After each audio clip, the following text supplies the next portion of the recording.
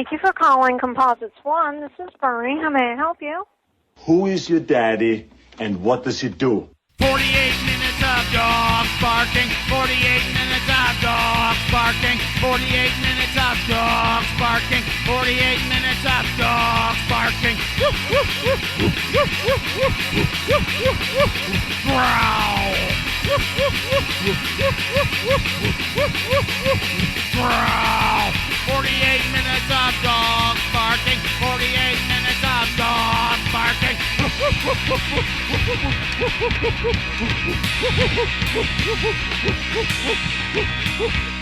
I had a really interesting lucid dream the other night where I invented a character. Okay. Gay Austin Powers. And I tried to explain it to my girlfriend. She didn't think it was funny. We went to a Thai restaurant and I just, she's dealing with some medical stuff. She's going to be okay. It's just a rough time right now. I'm like miserable from, if it's not one thing or anotherism. I like to think most people are pretty resilient and they can, it doesn't take, the whole one bad day can change a person forever. Yeah. I just wish we lived in a world that wasn't always trying to test that theory. Right. Yeah. I mean, with this Thai restaurant, my napkin fell off my lap and I bent under the table to try and grab it and ripped ass. Like I was in the perfect position to just project. Just like I was an opera singer. Snuck right out. And myself and my girlfriend are both just kind of in odds of some of the miserableness that we're having to suffer through. That there was really no reaction. It was kind of like, yeah, that's just how it's going. That's just how. Wow. Yeah. That's just. You can't even. Yeah. I mean, and I think at other points in our life, if that had happened. Oh yeah, we would have just been laughing our asses off. But it's really just like one of those things where I'm just waiting for someone to just spit in my food now. Like it's like, well, what's going to happen next? What's the next? Is a plane going to fall out of the sky? Right. What's going to happen next? Is my girlfriend not going to like it when I tell her that I had a dream that I was gay Austin Powers and I like sex with men, baby. Yeah, I like shagging the lads. Yeah, that is his bag. It is my bag. But here's the thing, and I tried to explain that he still hasn't given up shagging the birds. Okay, and people try to explain to him, well, doesn't that make you bisexual? But you see, he's from the olden times, the way back 1960s. Sure. So he's just like, no, that doesn't sound right. He doesn't understand it. No, I don't get. No, you can't do both. Right. That's just a confused man. I'm gay, baby. I'm gay, baby. But the whole thing is I had this dream that I was gay Austin Powers. Okay. And that I trapped a really obnoxious British woman in a bottle of vermouth and slammed it, much to the chagrin to a bunch of college students on the campus of WashU. And then there was a pro-Palestine rally. I'm a part of this pro-Palestine rally as gay Austin Powers. And I see some bookish woman with an Israeli flag. Oh, there she is! Zionism so uncool, baby. And we're doing the fucking Austin Powers chase sequence at some girl in yoga shorts, through the quad at Watch U, and the fucking music's playing, and this fucking terrible dream. It's just it's ruining my life because it's this is all I've got now. Yeah, is being gay Austin gay Powers. Austin Powers. I was like, is this what it's like to be super fun? Yeah, rocket ship. Oh. Boom. Boom. It's 48 Minutes Dogs Barking. My name's Jason. This is Brian. Long time no see, folks. Hi, how are you? The stars of Bethlehem have returned to the sky. Don't think about it too hard, man. See, that's the problem. See, all the Bible stories, your problem is you're thinking too hard. Thinking too hard, yeah. Why wouldn't the rich man get through the gates of heaven? Right. More money equals better than. Yeah. We've done the math on this. We've done the math. Yeah. Milton Friedman told us a long time ago. The only Bible story I really like is Job because it's all about God and the devil making a bet. I love that. I just love that idea that they're just like, hey, if I fuck with that guy, I bet he won't eat that. But on a bigger scale. Yeah, that's all it is. Yeah. My favorite Bible story is Jesus chasing the money changers or the money changers out of the temple. Yeah.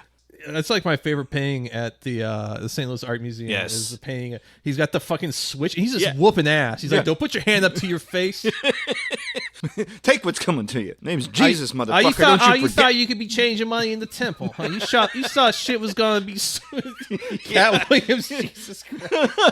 Oh, now that we gotta pitch that. We gotta put that in our back pocket. That and Gay Austin Powers. Gay Austin Powers and Cat Williams. Jesus, Savior Cat Williams. Motherfucker, I know you ain't got enough of them loaves and fishes. I'm gonna work my fucking magic. Check this shit out. I ain't no one getting hungry tonight. I'm gonna take care of my people. But in this version, yeah, he's kicking the people out of the temple because they ain't nothing more than I hate than drama and fake friends. Get your asses out of my house. Oh, I'd love to see it. Cat, give us a call. 314-246-9766. Please, I'm begging you at this point. So yes, welcome back to the show. A lot of shit happened over the past 2 weeks. We're trying to try to get through the greatest hits of it all. I really picked like the worst week to go on vacation. Really did. Like, I know. Nothing's really happened in this miserable fucking year, and then you go to the swinger capital of the East Coast with your wife. My wife and my 2 teenagers too, so that's even funnier. Because I tried explaining that to my wife, like, yeah, apparently there's a lot of swingers in Myrtle Beach, and she's like, well, then why did you want to go then? It's like, that's not. It's a beautiful beach, and there's putt-putt. Yeah. Good food. Yeah, we had a good time. Yeah. It's just a bunch of leather bags like to go around and rent a house. Yeah. And don't go anywhere that has a pineapple, and you're fine. Yeah, you're fine. Yeah. Well, so some of you may have seen on the news there that a Baltimore, Maryland bridge collapsed. That was really fucked up. And a lot of people online, though, decided that they needed to have a hot take. And so Twitter user Oolong Musk at Kurt Explores did the Lord's work and put it all into a thread for us. So we're going to take a quick look through some of these. Stone Toss, the Nazi, had the audacity to make a comic about it, insisting that the foreign workers were responsible for the bridge crash. Let's see here. General Spaulding. Vax? was the boat vaxxed? Chinese container ship? Question mark. Which it was not. Someone on Newsmax's show Wake Up America suggested that it was lockdowns? You know, as I said, you look at our critical infrastructure, and I'm one of these people that believes we've never fully come out of all the lockdowns and the COVID issues. Yeah, so... Wow, that's a shitty take, and boring. And boring. John Guandildo, I don't know, at jguandolo5472. So you know it's a good take when it's first, last name, bunch of numbers. Yeah. My initial assessment of the bridge collapse. Always remember to follow your daily Kevins. My initial assessment of bridge collapse due to the main support column being struck by a ship in Baltimore, that it is more likely than not intentional. I worked several AQ, I guess that's Al-Qaeda, Hamas cases while in the FBI and since, and found, verified by state intel agencies, Al-Qaeda and Hamas, trying to conflate the two, but they're not anywhere the same. No.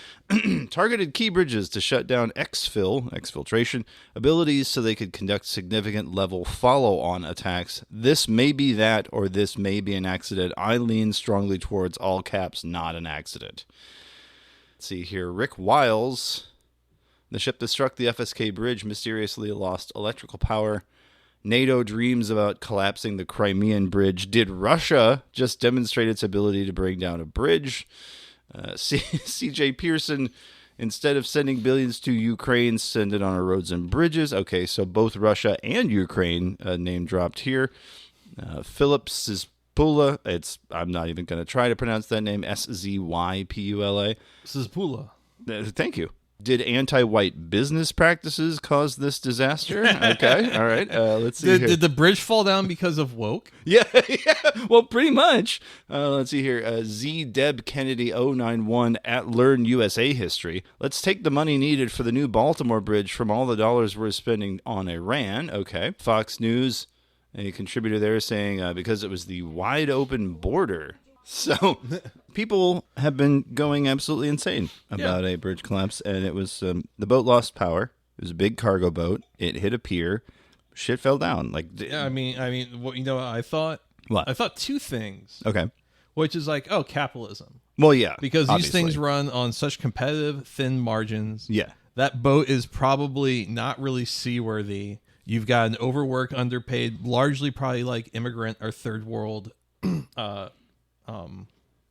Crew. I want to say cast, but oh geez, false flag. It was a cast. Oh yeah, those crisis actors. Yeah, Crisis actors. But like once I saw like, oh, I bet capitalism, like poor Yeah. maintenance Yeah. and a race to the bottom for profit above all other things, and like safety and training or whatever, like probably capitalism. Like I hate to say that that's the problem. And then also the way the bridge fell, like I don't know if that bridge or any bridge is meant to sustain such a contact. Right. But I had someone that married into the family who's no longer in the family who worked for MoDOT, and I remember asking him one time, so where are the bridges in Missouri really like? And he's like, it's really just best not to think about it. Oh boy. And I mean, not St. Louis in general, but Missouri, Yeah. has some of the worst roads in the Union. Yeah. And some of the oldest highways, which I think those are some correlation there. I was But gonna anyways, say, the second thing I thought was, oh, I'm already thinking like the pilled, like boomer hot takes. Yeah. That were going to come from this. Okay. And the one that killed me, the one that just like infested my brain and made me want to just stick my head in the blender or, put a bag over my head and just breathe in deep, was it realizing that I know that there's going to be some boomer motherfucker, like I know, it's going to say some shit like, oh, so immigrants died? So what was it, just a bunch of them in there? We need to look in, and I just want to go out. Ooh. And I just know that the kind thing to do would be go out into my car and get my potato gun, fill it full of industrial sized ball bearings, and just come up behind them and be like, yes, it was full of immigrants, and then just airsoft or just fucking air hole the back of their fucking heads. The only kind of thing to do. Right, because once they've convinced themselves so hard that they've gotten so pilled, there's not much else for it. Yeah. Yeah. So I mean, I did before that thought started permeating my consciousness, was thinking that I was going to go on here like, yeah, while you're in Myrtle Beach, I got a job working on a boat. Had a little trouble in Maryland. Had to get out of here. Just had to be like, you know what, peace. Like I gotta get back home, guys. Yeah, sorry, guys. Sorry, I was like too busy showing the guy a YouTube video of a emaciated polar bear struggling to get into a sheet of ice, and the fucking background music is "Hot in Here" by Nelly. Like I was like, sorry guys, that was on me. Gotta roll. See y'all later. Oh, dude, that's my Uber over there. Oh, there it goes into the water. Oh god. Oh, good thing I'm a strong swimmer, right, boys? As they throw you overboard, yeah. Oh god, I could take it even one step further and tell all of these like Dominican and like South African crewmates that my name is Pussy and Bio. What is that? Ecuadorian? Yeah, Pussy and Bio. Exactly. Yeah, actually Belize. Yeah, Pussy and Bio has gotten really weird. I saw one the other day where it just said like, my tremendous oblong in bio, observe it now. I was like, what the fuck is going on? Because immediately I thought of the wizard looking at the orb. Like, Pondering his orb. Yeah. But another thing I saw on Twitter that wasn't my tremendous tremendous oblong in bio was this guy, ABC Dent, at ABC Dent Minded, so absent-minded. A few months ago, I paid $4 to submit a prompt and single-handedly halved the viewership of this AI Family Guy live stream on YouTube. Now, have you ever seen one of these? AI Peter or one of these? Okay, so this guy, it's AIPeter.live, by the way. It's still around, but boy... Peter, let me tell you why DEI is bullshit. Right.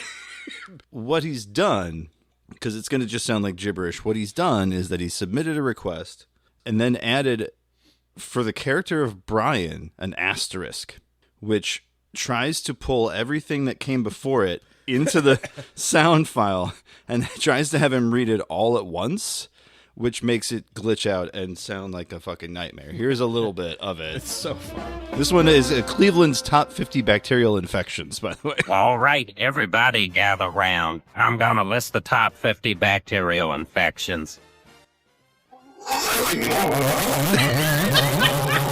So this clip alone is just like a minute and a half. The next post here is, after 3 minutes, the chat was begging the host to skip it, but it's all automated. It just kept going. He continued later with Mort's sounding revelation. Yes. Mort talking about sounding. Oh, you want to know about sounding? Let me break it down for you. It's when you stick a metal rod up your urethra and yank your way up, stretching that hole out like a goddamn balloon animal. A Triangle Shirtwaist factory fire in 1911 killed only 140 garment workers.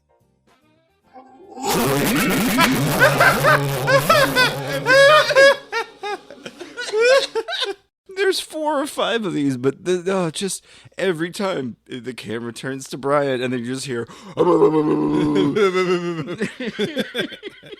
Yeah, so that's a profile, by the way, Absent-Minded on Twitter. If not for that, then for just any number of good takes. I love tech, Brian. I'm a tech guy. Nerd. Huge nerd. I caught on at the tail end of the Juicero business, which was they had a plastic bag full of fruit juice that you would then make a smoothie out of, I think. This here was advertised. It's called New Milk, Brian.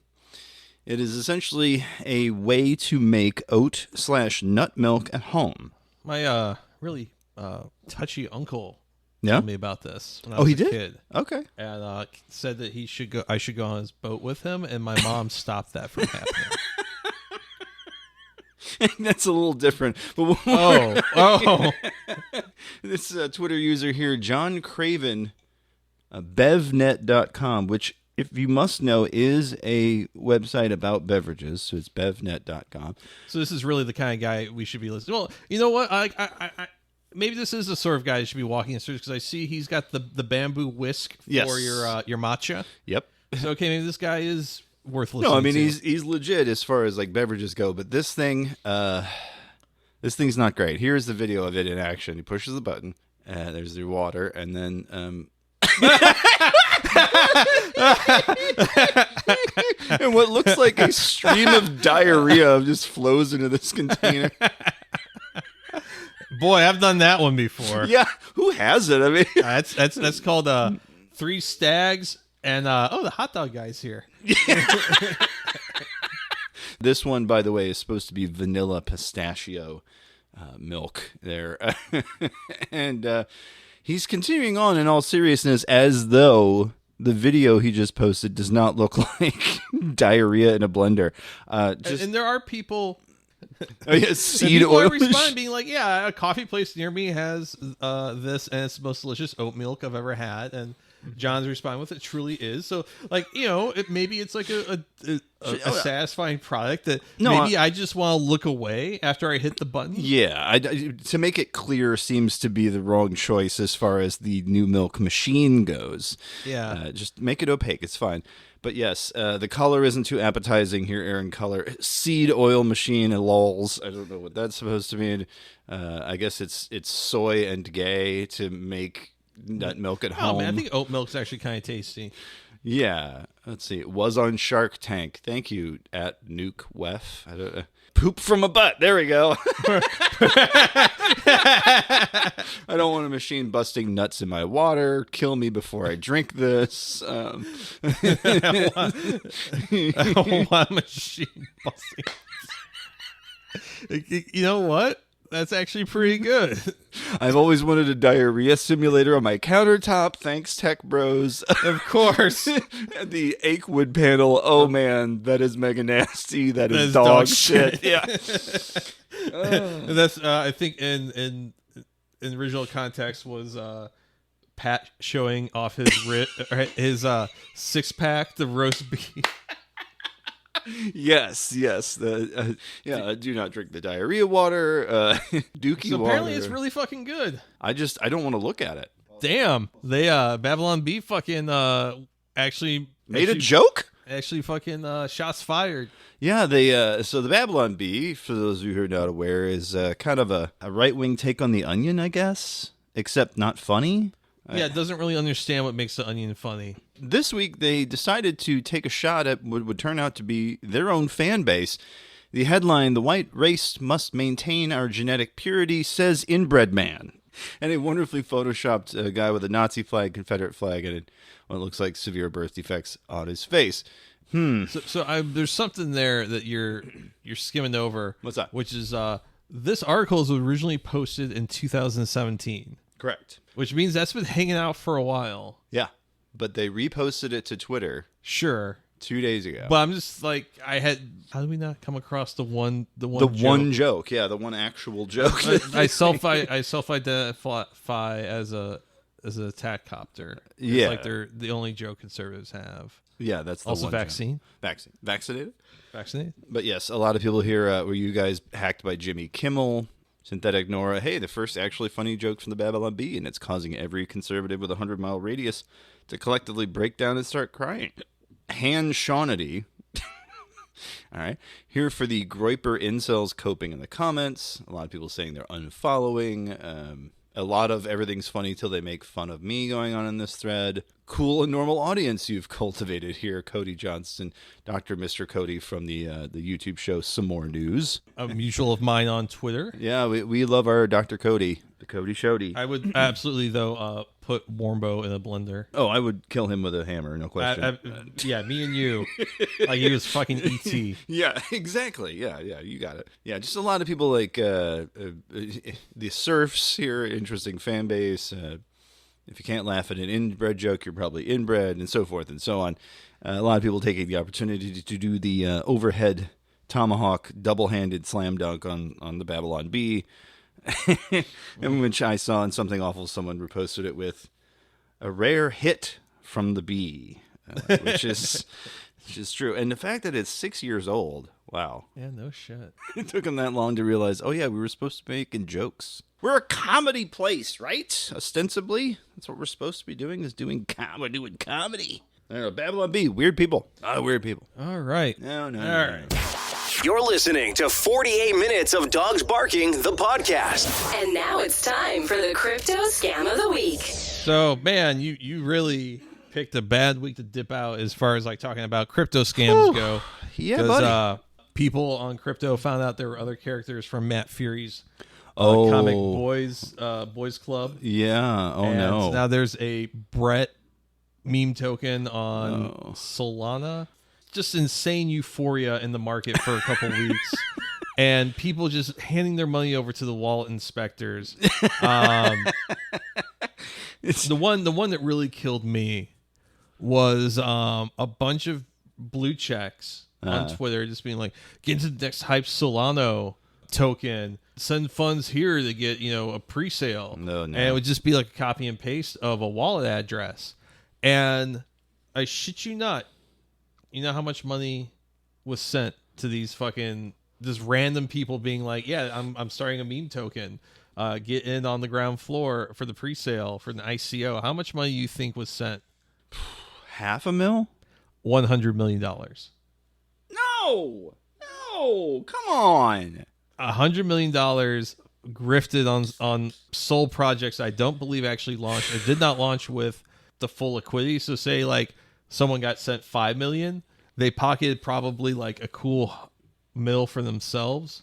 Maybe put $1 million back into the project. And maybe. Then, yeah. And then everything's being held for treasury so we can get Times Square ads or some shit. Classic. And so there's another scam project I've talked to you a little bit about. Was this the Kate Middleton with cancer coin? No. Oh yeah. Also all of the racist meme tokens on Sol that were, I can't even tell you. They were all just really like, if you were an edgelord in like 2001 on the internet, these are the sort of things you would have chuckled at. Yeah, they would have appealed directly to you for sure. Yeah, but there was like a Nazi coin. I mean, like stuff that was like N-word Mel Gibson or something like that. Jesus. With a soft A at least. Of course. Of course. But there's one scam project that I've kept my eye on for a couple years. It was launched at the very peak of the last bear market in late 2021. Okay. And it was called Multi-Chain Capital. Oh, yes. And so what Multi-Chain Capital was, it was supposed to be, it's been a couple of years, but it was supposed to be a project where through NFTs that would be like nodes, you would be generating like a profit share and a treasury that would be like meme tokens or some shit. Okay. So lots of Shiba Inu, I think Floki, a couple other things. probably ETH itself, but it's supposed to be across multi-chain. So I think MCC was on Polygon, it was on Binance's little dealie, it was on Ethereum, and in early 2022, the pool for like people cashing out their NFT nodes started not getting filled up like it was supposed to. And then the dev, in quotes here, who called himself Mr. Capital, kind of just disappeared. Mr. Capital. And so there's all kinds of stuff like, here, I'll go into the Telegram channel, which has been locked for, I'm going back to messages from like October 22, September 22. 70% of rewards claimed within 15 minutes post buybacks. Top 3 wallets got 45% of rewards. So it seems like there's some, when Mr. Capital was refreshing the buyback or the rewards pool, he was possibly his own wallets, some other, or maybe insiders. Okay. And eventually the mods of the Telegram were just like close the Telegram to just them. We're just like pleading with the dev, like, what the fuck's going on? And in November of last year, okay, admin of the Telegram, Banksy Rules, posted, "We have a Thanksgiving update for the community. Our investigators led us to an LLC formed in New Mexico named Multi-Chain Capital LLC. It was formed shortly before the token launched. New Mexico provides strong protection to the anonymity of the filer, which is the reason is often used for setting up entities by out-of-state residents. Okay. With the assistance of counsel, we were able to demonstrate the likely connection between this LLC and our project. We wrote letters to the governor's office and the New Mexico Securities Division. This was enough to secure an administrative subpoena to unmask the person who formed the entity. When he realized we were hot on his trail, he tried to close out the entity in New Mexico, but we already received his personal information. The entity was formed by a mid-level Coinbase manager with deep ties to DeFi who was previously based in San Francisco and is now living in Las Vegas. He was interviewed by an investigator for the New Mexico Securities Division, and despite his claims to the contrary, we are nearly certain we have identified the dev, or at least someone who is working closely with him. Okay. He is European and has a strong accent. He clearly was using a front man for the Twitter spaces, which is why it always seemed like Mr. Capital was reading a script and had so little to say. We have partnered with an investigator from the blockchain investigation agency, Cypherblade, and are in contact with several exchanges.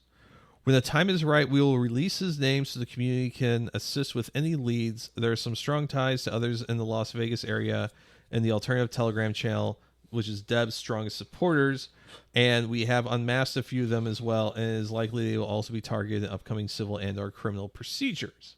Okay. We have been waiting a long time for the attorneys to authorize us to release these details. If you're in the other community chat, the moderators will continue to miss this as FUD, disparage me and others who have been working on your behalf all these months.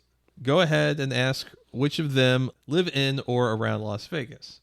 This has been a long process. We've spent over $30,000 to get us to this point in the investigation. I have no doubts the dev has not been sleeping well since his interview and is only going to get worse. He can reach out to me anytime to arrange a settlement. Otherwise, 2024 will bring lawsuits and a disclosure of his identity to this community and his employer. We accept donations to help defray some of these costs. Please send stables to our legal fund wallet. The same admin posted after that.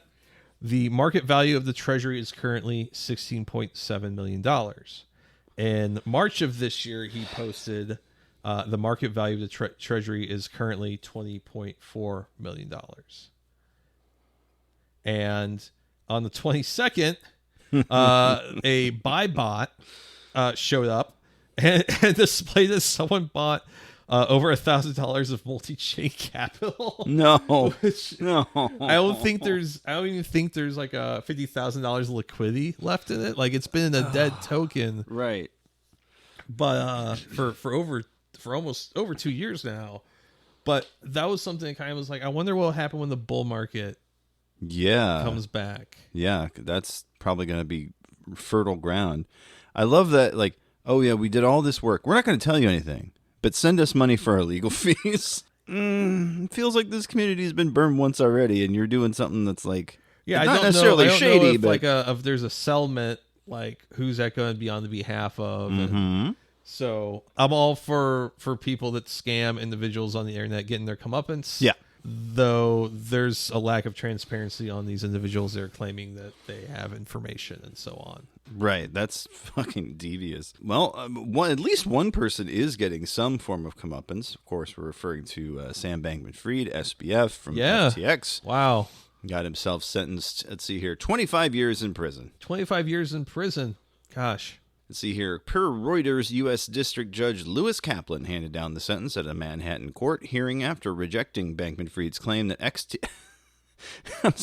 after rejecting Bankman-Fried's claim that FTX customers did not actually lose money and finding that he lied during his testimony. A jury found that the 32-year-old Bankman-Fried guilty on November 2nd of 7 fraud and conspiracy counts stemming from FTX's 2022 collapse in what prosecutors have called one of the biggest financial frauds in U.S. history. I would say Bernie Madoff maybe would be the other one, but that was a little bit more, that was a little different. It wasn't as many victims, I guess. Yeah. How much was Madoff? Oh gosh, Madoff was 170 billion in restitution. So somewhere north of that. Because obviously they're not going to make everyone whole, but 170 billion with a B. Let's see here. Bankman-Fried basically saying, yeah, sorry about that. Seriously, the exact quote was, customers have been suffering. I didn't at all mean to minimize that. I also think that's something that was missing from what I've said over the course of this process, and I'm sorry for that. Very vague. Not a great apology. Look at this the this courtroom drawing. They made this night elf. Yes. Okay. Because I've seen this picture, but yeah, like there was something missing, and that was it. Yeah, he's like a tiefling or something. That's straight out of a Elder monster Scrolls manual. Yeah, Elder Scrolls. He knows he's a wood elf. That's what he is. Okay, he knows where Cloud City is. One more crypto scam this week that I wanted to bring up. Munchable. Brian, are you familiar with Munchables? I'll take that as a no. Sorry. I am familiar with Munchables only insofar that I've heard about it over the last couple days. Yeah, so essentially what it was is it was a video game built on the Ethereum Layer 2 blockchain Blast. It was a game made of NFTs, and it was compromised to the tune of 62.45 million in Ether per Blast scan data, this being reported in the Cointelegraph. Zach XBT, as always, on the case. Here's the exploiter's address, he says. The wallet address shows that it interacted with the protocol, taking 17,413 ETH. The wallet address then transferred 10,000 worth of ETH through the Orbiter bridge, transferring the Blast into native. Wallet sent an additional 1 ETH to a fresh wallet address. Zach XBT claiming the exploit stemmed from the Munchables team hiring a North Korean developer known by the alias Werewolves0943. You know, that guy. Everyone knows Werewolves0943. It gets weirder, though. So the scammer, this according to quit_ETH, Twitter user at 0xquit, the scammer used manual manipulation of storage slots to assign himself an enormous Ether balance before changing the contract implementation to one that appears legit. He then simply withdrew that balance once TVL was juicy enough. People like Saigar have been saying, well, you can roll it back. It got even weirder. Poo Poo Weblog. I love these guys' names. I just get that's at CH Base du Comp 420 says exactly. He says blockchain game Munchables. There's a twist as the hacker appears to have returned the funds. What? Yeah. So Cointelegraph again. Munchables hacker returns 62.8 million Ether without ransom. An hour of negotiations led to the former developer agreeing to return the hacked funds. It took nearly 8 hours to have a change of heart, it says. They identified him, and then the creator of the Ethereum Layer 2 blockchain Blast, who uses the pseudonym Pac-Man, thanked Zach XBT, and he announced that, quote, the ex-Munchables dev opted to return all funds in the end without any ransom required. I think that's weird. I think that's he really didn't strange. even have to use any slurp juice. That's right. Absolutely. Yeah, he didn't have to do that. And then, of course, the paranoid conspiracy started almost immediately after. Vaccinated? Yeah, exactly. James here, kind of wild how hardly anybody heard of Munchables before. Then we had the hack and everyone was talking about them. Then the money was returned wholly. Backseats ETH responding, #marketing. Oh, this is the director of Web3 for Yuga Labs. Was that so? Backseat? Yeah, Okay. this OP here, James. Oh, yeah. I'm James Hall. Yeah. Or like James, shut the fuck up. No. You smelly dick having motherfucker. Why don't you go poop a key? Yeah, so it would be very weird for one of the Yuga Labs guys to be like, this was all marketing. This is all bullshit. Yeah, it's like, well, maybe it is, but... Why don't you go fucking put a death's head on something, you fucking Nazi? Yeah, not a great person to be taking this from, but it's still... He wasn't the only one. Let's just say he was a representative example of this kind of paranoid thought that this was all a PR campaign for Munchables. They burned about 10 grand in gas fees, I guess, just to get their name out there. Yeah, I don't know. It wouldn't be the worst marketing decision. Pretend you were hacked and then pretend to get the money back. Just burn a bunch of gas. Gosh, he said the hacker said the project was too good to let everyone down. He said the tokenomics and the gameplay are just top tier, and he couldn't rob the rest of the world of the pleasure of playing Munchables. Your white paper too good. The white paper too good, he said. In his North Korean accent, he said white paper too good. He then committed seppuku. Yeah. With a paper shredder. Yes. I was thinking of like the blade from like the big paper cutter you would use in school. Oh, yeah. In the movie Megan, it's used as a wonderful little offensive Oh yeah, weapon. that's such a great little kill. Little what a great little movie. That's all I got for Do they that. even have paper in North Korea? Only when Dear Leader allows it. Are people just writing on tablecloths? The real rebels have to like really get the wood pole, but do it themselves. I'm just imagining a culture of people using tablecloths as like doing their math. Because like there's no paper factory, but the tablecloth factory is doing great. They're doing great, yeah. So we had to figure out in our socialist, utopia. Everyone, you know what? And when you're done, you just wash it. Mm-hmm. Why is this thing where I was trying to make fun of a country for it being different? I'm like, actually, that kind of sounds like a whip ass. Kind of works. Yeah. I don't know. It's one of those things. Get off my vent, or I'll have you bent. That's right. We're talking this week about... I gotta ask you, Jason. Yeah. Do you got balls of steel? I do, in fact, have balls of steel, which brings up our main topic this week, which is Soundboard Prank Calls. Now, I know you know what a prank call is. I don't know if some of the people out here in the audience know what a soundboard is. Have you ever done a prank call? I think I tried it once when I'd heard my first Jerky Boys CD, and I was no good at it, and I just bailed immediately. I used to, I think I've told this on here before, my first prank call, I was like 5 years old. It was the Pizza Hut down the street. The roach pizza. The roach pizza. I heard you guys put roaches on the pizza, and this kid just be like, what?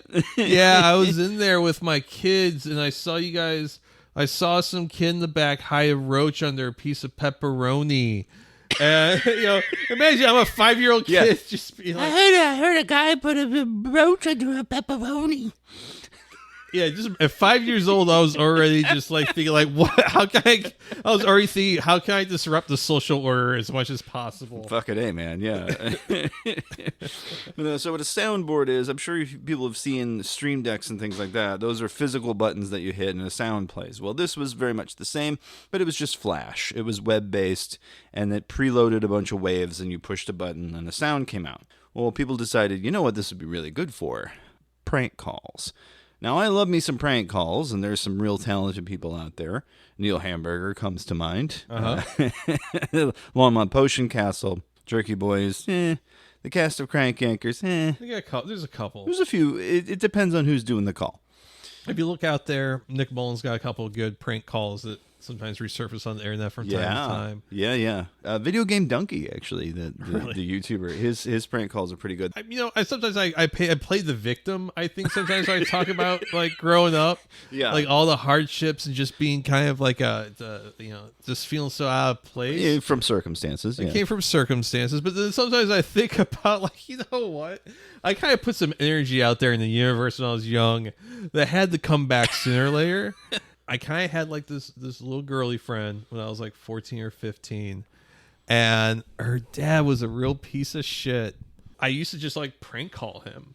Okay. Like at his place of business or like at home? Hey, your dog's here. What do you mean? What do you mean my dog's here? And like, yeah, the dog's here. It's shitting everywhere. And listen, man, like I got a problem with this dog being here. I'm going to start feeding it chocolate if you don't get your ass down here. And he'd be like, where are you at, motherfucker? And I would just be like, I'm at the Phillips 66 by the airport. And I would call like a day later and be like, yeah, I was there, man. And like, no, you weren't. Because you would have seen me swinging a chain. Like just bullshit. And this girl also knew I was prank calling her dad. Like she's just like, yeah, my dad's like a dumb drunk redneck, and I can't wait to be like 18 and move out. I'm like, well, I can at least make it more entertaining until that happens. And then he finally figured out it was me. Okay. I mean, this girl stopped talking, stopped hanging out at this point, but she still thought it was funny. Right. Even though, like, I don't want to see you again. You're a terrible asshole. But, like, yeah, keep fucking with my dad. So I had my other friend. That must be a terrible dad, by the way, if that's yeah. I think he just was really boring. Oh, okay. It's just like a really boring, drunk North County guy. But I had my friend whose voice had dropped way deeper than anyone else's call up there and be like, yeah, this is Brian's dad. I'm really sorry. Really sorry he's been calling you harassing you. Oh, well, it's, kids, boys will be boys. I just don't really appreciate, the things he was saying and do. He had me drive out to a gas station. and then my friend, I was trying to put this to bed, and he goes, you bitch ass didn't see him swinging the chain? Hey, motherfucker! Yeah. I mean, I kid you not, I had to leave the phone off the hook at my house for probably a couple days. Yeah, like I'm not going to deal with this. Like my mom doesn't need to hear it. But why does someone keep calling the house? Oh, I'm trying to talk with Sean on three-way, and like his phone keeps dropping. Right. The soundboard guys would take stuff from movies. One of the most infamous ones is clips of Arnold Schwarzenegger from Kindergarten Cop. Who is your daddy and what does he do? Good morning. Good morning. How are you? I'm all right. I want to ask you a bunch of questions, and I want to have them answered immediately. Okay. Who is your daddy and what does he do? Who? Who is your daddy? Who are you talking about? Who are you? Well, who are you? I'm Detective John Kimball. Hey, this is a motel. They would do Al Pacino, the lines from Glengarry Glen Ross, opening a conversation with, you just cost me $6,000. Doubly funny nowadays because I realize, oh yeah, that's the scene where he's dressing down Kevin Spacey. And so sometimes I'm like, I just want to watch that scene again where he's talking shit to Kevin Spacey for 2 minutes. Thank you for choosing Finish Line. This is Cheryl. How may I help you? Hello, my name is Richard Roma. How are you? I'm fine, and how are you today? Yes, you just cost me $6,000 and one Cadillac. Did you hear what I said? No, what did you say? You just cost me $6,000.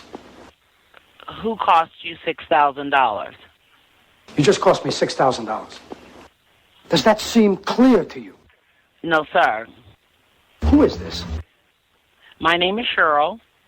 Oh, I'm going to have your job, shithead. So they would use these clips and make phone calls and then record them and then put them online. That was one thing. Because there was an entire website, Realms of Darkness, I think, was the big one. I believe so, yeah. Now, Realms of Darkness was where a lot of these soundboards were hosted.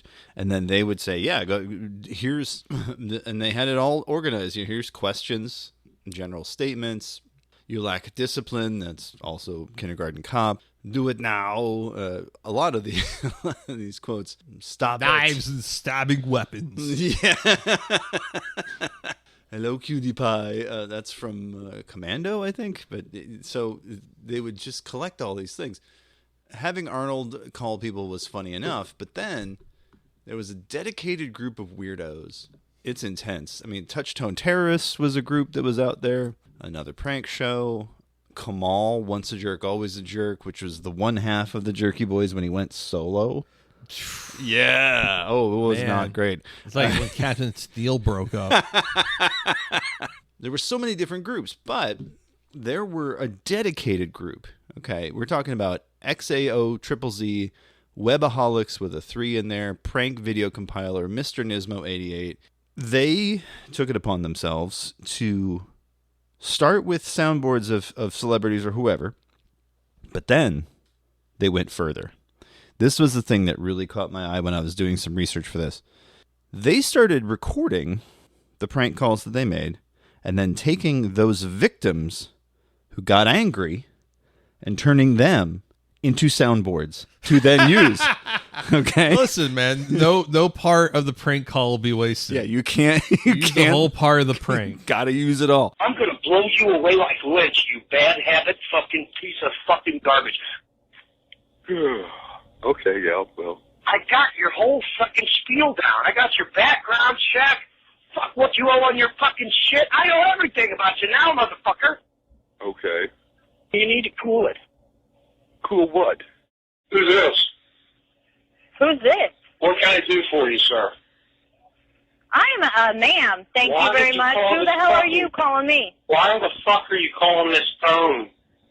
I didn't call your phone. You called my phone, dumbass. What, you got nothing better to do but keep dialing the phone, you asswipe? This is what really fucked me up. So this is an entire Reddit post about Duncan Construction. This was a news story that I had not heard of, but apparently it happened locally. The Nightmare on Burton Street. Burton Street is a small town, or is a street in the small town of Sugar Creek, Missouri. Herb Sewell, the chief of Sugar police. Creek Police Department. So this here, a Fox News report detailing what went down. Yeah, recording and posting prank phone calls on the internet is becoming pretty popular, but police say what they're dealing with here is really kind of scary. The videos are called Nightmare on Burton Street, and one woman I spoke to said that the caller threatened to blow up her house. Pretty scary if you don't know it's just a joke. Well, my wife answered the phone, and I could tell she was pretty upset. Brian Matthews says he took the phone from his wife and heard a profanity-laced rant, similar to the call we found on YouTube. You ever had your kicked by a 40-year-old? The only detail he got, the man said his name was Frank Garrett. Hello? Yeah. It's a Frank. He led us to believe that he was somewhere in the neighborhood, so my wife was frightened. But we know nationally that it's been happening all over the country. Those folks need something to do with their lives. Brian calls it sick. I hope you soundboard that. Brian calls it sick. That's right. The Frank Garrett name comes from one of the infamous victims, and he would name himself in these calls. My name is Frank Garrett. He became the character Duncan. It originally appeared in a video called Deacon Frost Calls a Drunk Guy. This was using a soundboard from the movie Blade. Deacon Frost, the bad guy from Blade, calling up Duncan Construction. Duncan Construction. How you doing, Chief? I'm doing all right. How are you? It's nice to finally meet you, man. Had my eye on you for years. I know all about you. Well, I don't give a shit. I'm offering you a truce. I want you with us. You stupid son of a bitch. This is a business phone. Get off of it. So from those calls, using the shot of a drunk Prince Charles, by the way, as the image in YouTube, came more calls taking Frank's voice, which they then renamed Duncan, and uploading them. A lot of these videos, sadly, are not available, but, oh boy. He then changed his number, notified the police department. It got even weirder from there. Here's the Nightmare on Burton Street. People using this Duncan voice, this Frank Garrett guy, start harassing people. That was the news clip we just saw from Fox 4. And it went on for months. And this was a campaign of terror. And eventually the FBI got involved. Absolutely absurd that someone would take This calling someone, hey, is your fridge running? Right. I'm gonna rape your mother. You know, It's like, just I'm absolutely. sure that's what the level of it was, because I'm thinking like edgy, bored, antagonistic people Mm-hmm. in the late aughts weren't really creative. It was like, oh, you going to church because you're gay? You know, like Using soundboards of someone else getting angry, you at least had an angle. There was something you could start off a conversation with, like "fuck you." Like, okay, wait, what? Yeah. Well, we got on the wrong foot here, buddy. Yeah, and just we didn't. Right. Eventually, this led to basically the downfall of a lot of these communities, because their YouTube channels, they, out of fear of the cops and the FBI, they nuked their channels, removed all their stuff from online. A lot of these places have just been scoured because they're just paranoid about the fucking FBI. And again, this was 2010. The Reddit poster in our hobby drama, the poster who goes by the name of You Crank Call Throwaway, which, perfect. Their bit at the end here is pretty interesting, and it reads as follows. Will the community rise again? Well, the reasons for that are no more voice over IP, since everyone's using Skype and things like that. The real Duncan was the friends we made along the way. Basically, all these gathering spots, like certain forums, since they're all shut down, not really.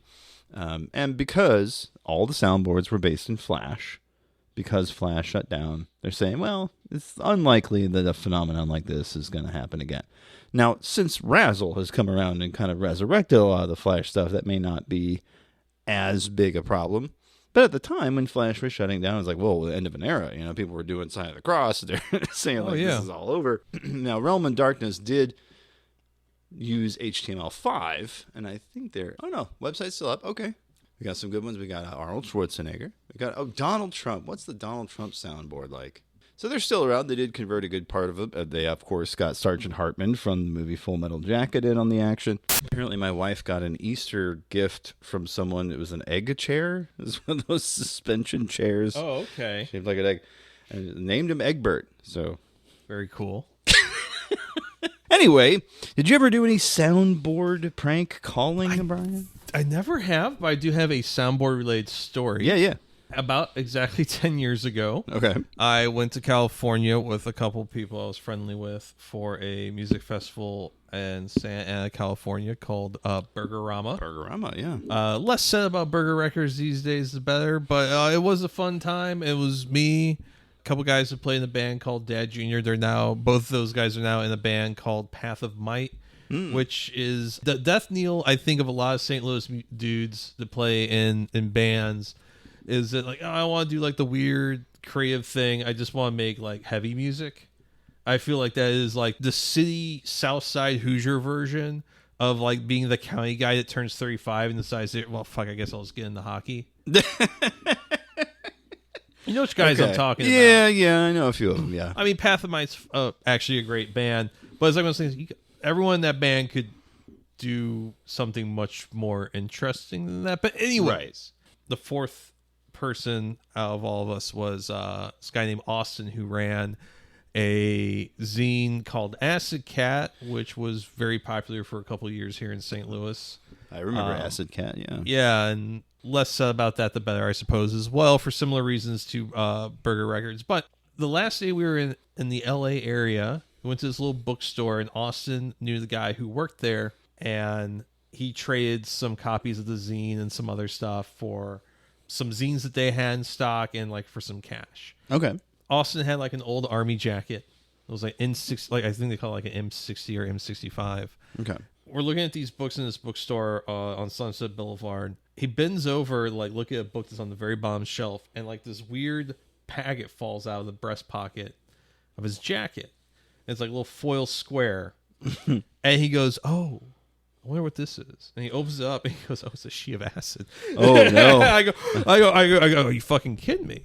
And he goes, no, not at all. He's like, I wondered what happened to this. I forgot I put it in a gum wrapper and put it in this jacket, and I haven't worn this jacket for like 6 months. Okay. And I'm like, damn. And you guys were like fiending for acid like the first day we were here. And we had to buy acid from some chick at this DIY space in Silver Lake that may or may not still be around, called Church of Fun. Okay. And she like Shows you how different like LA people are from Midwestern people, because she was like, "Oh yeah, I got this at South by. It's really good acid."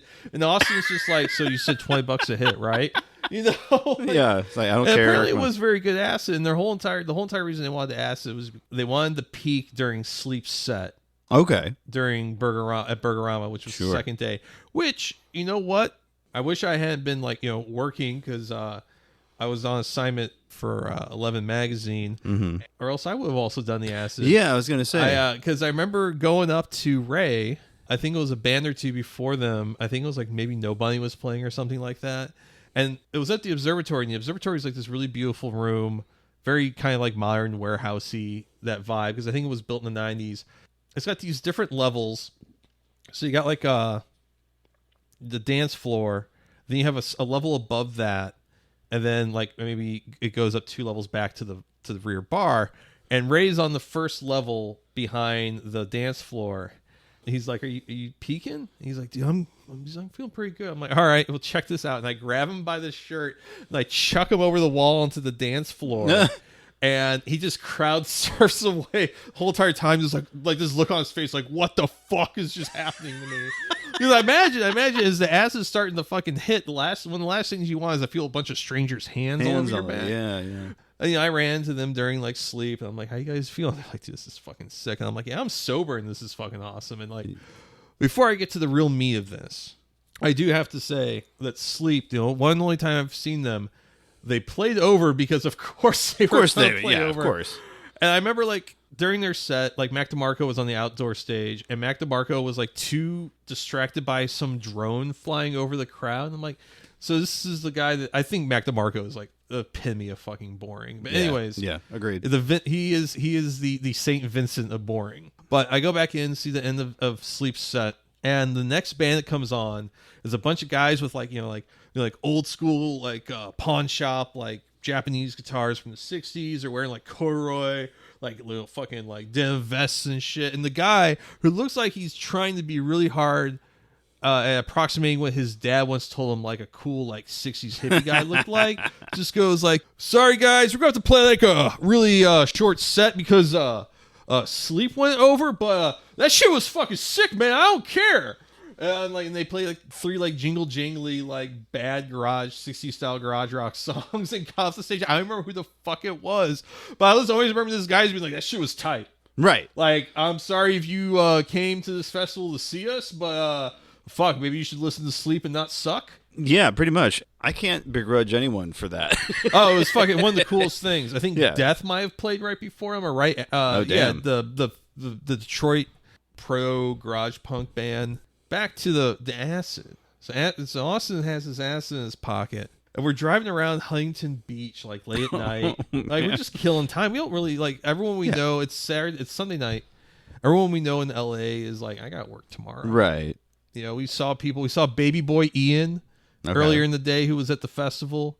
Baby Boy Ian is the guy that got the firecrackers thrown at him at the Lumpy and the Dumpers set. Was it Baby's All Right? Baby was right. The hardcore festival in New York City. He was on. I think that was it. Yeah, it was Baby's All Right. Yeah. Yeah, Baby's All Right in 2014. Never lived it down. Never lived it down. During the Lumpy and the Dumpers set, there was like apparently like Navy people like rolling around in grease and shit, and got hit with this stream of firecrackers. He was on a Comedy Central show hosted by the unfunny guy that made that rape joke that no one liked.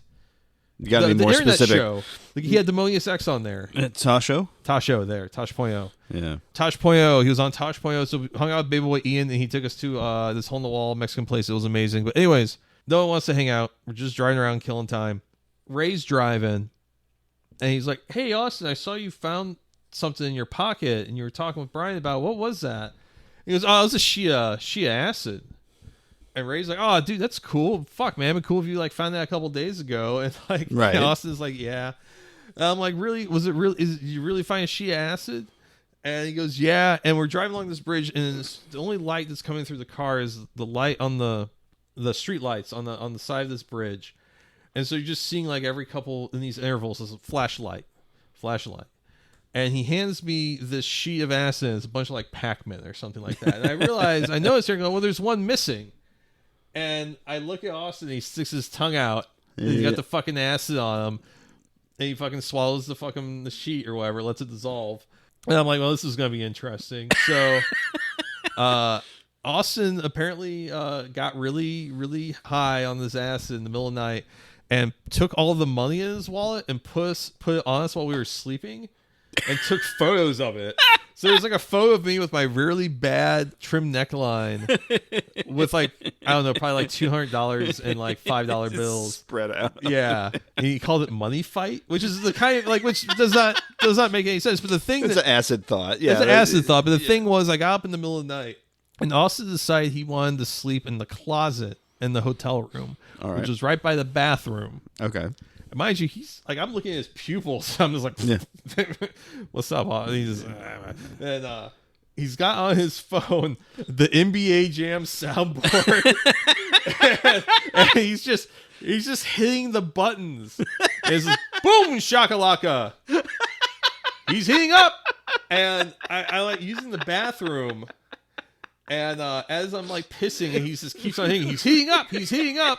Is it the shoes? And when I flush, I'm like waiting for him to hit something. And as I open the door, he goes boom, boom, boom, boom, boom, shakalaka. And I had to leave really early that next day. Like I had like a tram to take me back to LAX, or a van to take me back at like 4 a.m. to get my flight back to St. Louis. Just to top this off, because I don't have any other time I think I would ever tell the stories, that all the three of them had this weed that they bought the first night that we were in LA or in the Orange County area. I gotta tell you something. 10 years ago in St. Louis, I'd watch people spend ridiculous amounts of money for some pretty shitty looking weed. Yeah. And this guy that Austin knew, like, just showed up with like some dispensary weed and just sold it to us like at cost. Okay. And $40 of like just like mids from a dispensary was so much fucking weed. And I'm like, guys, I'm getting on a plane. Yeah. No, well, I'm just thinking. I remember looking at it like the day after they buy. I was in the bathroom when it went down. I came out and he had like left because he had to work in the morning. I'm looking at this weed. I'm like, this is so much weed for $40. Like, right, guys, there's no way we can smoke this all weekend. Like, and don't say bet. Yeah. Because that's a bad thing. But apparently before their van showed up to take them to LAX, they had like spent like an hour hotboxing the bathroom. and they like fucked up and almost got dropped off at Disneyland and stuff. And there's this, I remember seeing photos that Austin had taken of them. Then raising his fucking drug rug like Mexican poncho, just looking bewildered and like a fucking some sort of kind of like duster hat. I don't really have this just like a lawman's hat from olden times. Okay, like when horses were new. And yeah, like how was that flight? Dude, it was so bad. Yeah, they were like, dude, we were so fucking high. Really bad. We were so fucking high. We almost missed the flight. Like, right, because you got dropped off at Disneyland. Almost got dropped off at Disneyland. Dude, just an amazing fuck up. He's heating up. He's heating up. Oh man! Boom! God, and I asked him like, how late did you stay up just messing around with the NBA Jam soundboard? And he's like, basically until it's time to wake you up. Oh my god! For your van. All night, yeah, all night, just all night, just boom, NBA Jam. Yeah, I mean, you can get a lot of mileage out of a soundboard for sure. Especially, of course, people prank calling with Arnold. Who's your daddy? Get to the chopper. Yeah, I mean, there's some classics out there. Yeah, for sure. Just the fact that some people took it far enough to where they got the FBI. Wow, it really was. It wasn't just a party van; it was a death van. Yeah, in this instance, yes, it was. Internet hate machine. It really kind of was. Just calling up people in Sugar Creek, yelling at them in someone else's voice. That's might have to do some prank calls again soon. Yeah, it does kind of feel like that's the move now. Shock.jpg. What's he doing to his hole? He's heating up. That's right. Heating up. Is it the ring? I'm a single father trying to lose weight with my overweight son, and you send me gonads. And now, the moment you've all been waiting for. Shock.jpg. That's right, it's Shock.jpg time this week, folks. This one just called Whipcrack. Or, as it's known in other circles, Cockflop. Yeah, wow. It's real. Not leaving a lot to imagination here. I feel like I know where this is going. Yeah, you probably do. Like a lot of stuff. The web I go to archive.org. Of course, because it's not going to show up on the web. So Wow. yes, yeah, it's again just like Meat Spin. A bit of it is mesmerizing. Yeah, it's a hung babe, I guess we would say these days. A trans woman with a the legitimate third gender with a massive hog, and it is flopping, like cockflop, slapping. So reverse cowgirl Spider-Man style. Yes, the large member slapping not only her belly but also his balls. Yeah. It is mesmerizing. You're right. The music isn't coming up, which is unfortunate. There it is. That's right. That's right. They're gay. That's why it's funny, huh? Aerosmith's dude looks like gay. a That's why it's funny, huh? Pretty much. They even have some sublinks on that site that are like W's titties. It's so George W. Bush era leftism type of thing where it's like, who wants to see my tits? Now watch these breasts. Now watch this ping pong ball. DP me once. Shame on you. DP me twice. Well, can't be DP'd again. But yeah, W's tits. I feel like double penetration is just like having like the world's most boring collection of books on your coffee table. Oh wow, Salvador Dali. Wow, sick man. Melton clocks. Wow. Yeah. Cool. Oh. It seems like too much. Yeah, like but also not enough. You wasted money on this? Somebody wasted money to print this? Harry Potter Passover? Ooh. Yeah. Well, at least Seder would be interesting if you got to do Harry Potter. I was just trying to think like what would be like just like the most like not even thinking about J.K. Rowling and her controversies, but just be like one of those things where like, oh, there was someone sold their soul to make this bit of merchandise exist. Yeah, helicopter maintenance by Stevie Ray Vaughan. The zen of helicopter maintenance. Yeah, Harry Potter Seder, that would be it. You know what? Honestly, Pharaoh is kind of like Voldemort. If you're Jesus Christ, man. Read another book. So that was Cockflop / Whipcrack, Brian. It went by two different names. It went by cockflop.com and then also whipcrack.org because I guess they couldn't get the .com on that one. That's just a shame. Yeah, really missed out on a branding opportunity. It's so weird, and I brought this up before with Beat Spin, but it's just so weird that like porn involving trans women was like, oh, this is so transgressive. And now it's like, I don't know, it's like the top 3 categories on Pornhub these days. You know what I mean? Like, it's just, like, this is supposed to be shocking. I mean, like, you okay. like what you fucking like. You know, well, yeah, obviously. I mean, there's some bounds of good taste, I suppose. Sure. They're subjective, and maybe a few that are a little bit more objective by societal norms and laws in your jurisdiction. But yeah, I guess 15 years ago, it was like Meat Spin and going on Live Leak and typing in like skateboard accident. If you really just wanted to take the mood down at a house party. Okay, sure, tricking your friends into watching something that they weren't expecting maybe, but like it's just porn. Again, the shock part of it I think is really just the fact that like, okay, maybe straight men aren't ready for that yet. I think the shock is just like the huge hog slapping both bodies. It was massive. You were correct. Boy, it's as big as my fucking forearm. Yeah, it's going from good for man's her thigh nutsack area to her own belly. Yeah.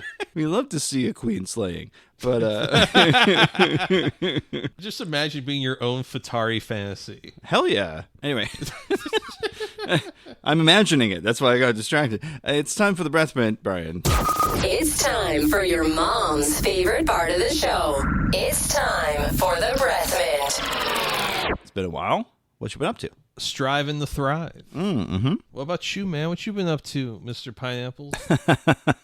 Well, before I left town, I did go to see Alkaline Trio on my anniversary. I heard that was a great show. Oh, it was an exceptional show. A wonderful group called Drug Church opened. I heard they are also fantastic. I did not get to see Warriors, which is one that I did want to go see, but I wound up at a katsu place, a Japanese katsu place. And after I told you guys, you should go to Corner 17. we did. It was a 45-minute wait. Yeah, I should have told you guys to leave an hour before that. Yeah. I did find that katsu place is great. Nice little katsu place. Fantastic. Meal took a while, so we missed Warriors. So sadly, I didn't get to see them. But Drug Church was great. Got most of their set, and then Alkaline Trio. They put on a phenomenal show. And what's funny is Matt comes out. They're about ready to start the show, and then something happens. I still can't figure out what it was, but they're all kind of milling around. The new drummer's like looking panicked and helpless, and so Matt starts like singing a song about like technical problems.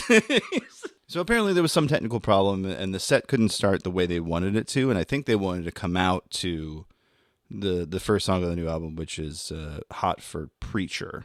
But instead he was like, hey, I got requests, and somebody yells out my favorite Alkaline Trio song, Bleeder.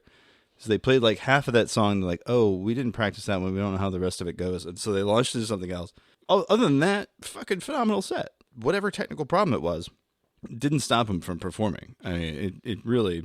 Did you hear about what? I don't know, but I'm thinking of bands I know that have had technical problems. That's at the pageant. Yeah. Specifically, Alkaline Trio might have done it with the most professionalism and let's just say professionalism. Yeah, grace. We'll leave it at that. Grace. There's an infamous story of the second time that the White Stripes played at the pageant. Jack White's pedal board was having some electricity issues.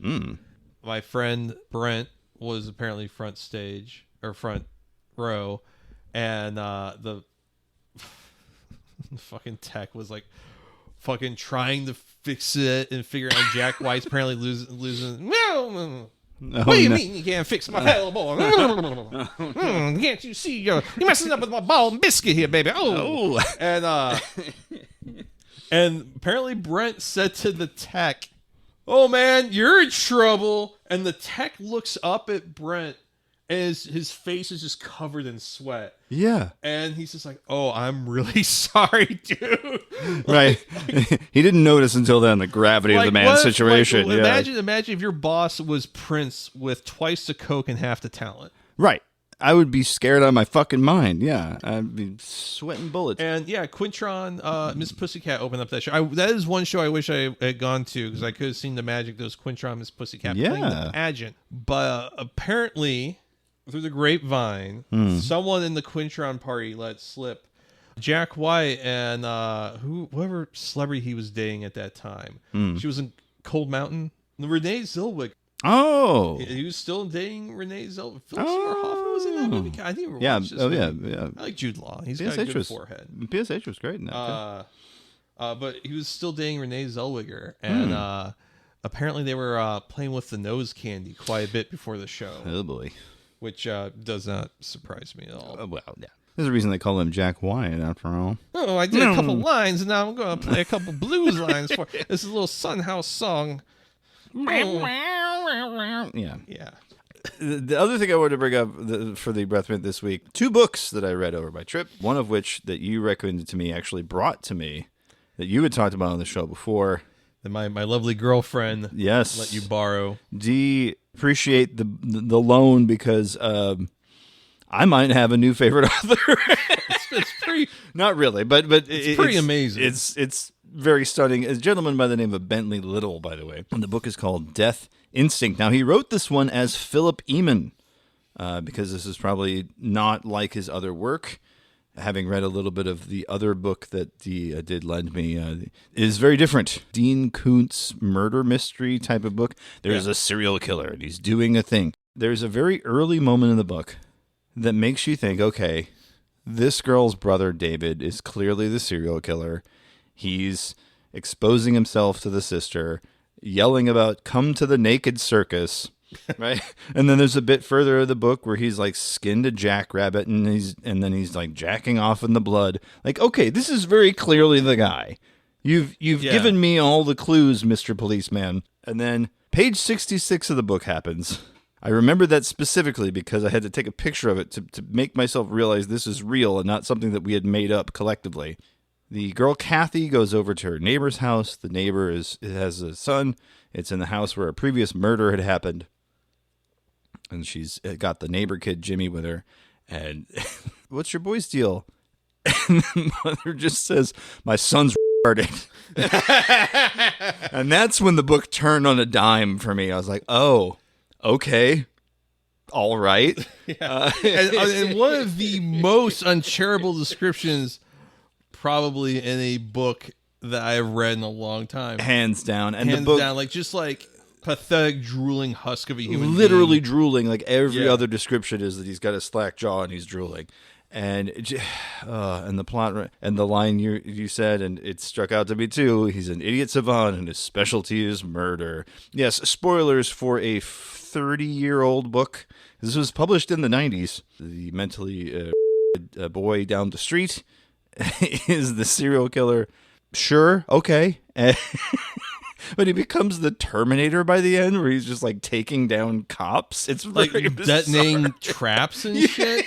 The traps. Okay, I'm not going crazy. I felt like that was left over from some other draft, right? Like that had to have been like, yeah, sure. There's, and he's like, well, now that I've made the killer to this kid, yeah, it's fine. We'll yeah. An absurd book by an absurd man. Bittercarella, a previous guest on the show, did say, yeah, this is like the most normal Bentley Little book. I was like, really? Yeah. Apparently Bentley Little has a bit of a rep as a weirdo, and I'm looking forward to reading the other I think the other book that Dee lent you is called The Policy. Oh, The Policy, that's right. I kept thinking it was The Actuary because it was about life insurance, but yeah, you're right. It's called The Policy. I heard that's really good. I'm looking forward to reading that at some point. Yeah, and then the other book that I read, gentleman by the name of Scott Guild. This is his debut novel. It's called Plastic, and it is a book that is basically, if I had to sum it up in a sentence, it would be, what if Barbie had eco-terrorists in it? So it is a book about a plastic girl in her plastic world. The book goes to great lengths to keep referring to, like, yes, these are plastic dolls. No real reason is ever given for it. There's no grand reveal. There's like, it's just, this is where it's set. It's set in this alternate universe where people are made of plastic. I don't understand why. It's probably a deeper metaphor that I'm just not getting. But yeah, a woman, she's dealing with her father who's sick. She's dealing with the fact that eco-terrorists have now just bombed her workplace.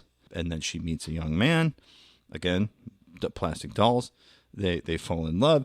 It's a very traditional story, except for the fact that every chapter or so it breaks to describe an episode of a fictional television series called Nuclear Family, about a family who's living in a post-nuclear apocalypse. It's a very strange book.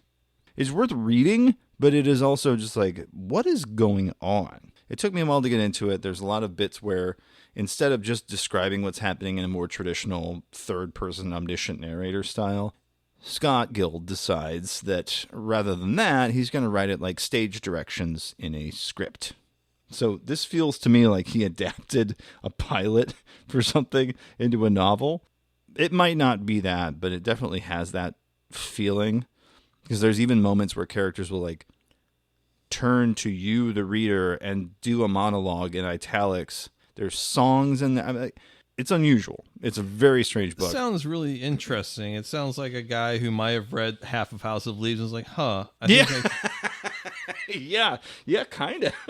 Thankfully, it's not nearly as maddening as House of Leaves, but it is an entertaining read. I do recommend you read it. And if you can find like a preview copy or something like that, I would definitely say check that out first. And if you can get through that, then check out the rest of it. But boy, it took me a minute to really sit through it. How about yourself? What's been up with you?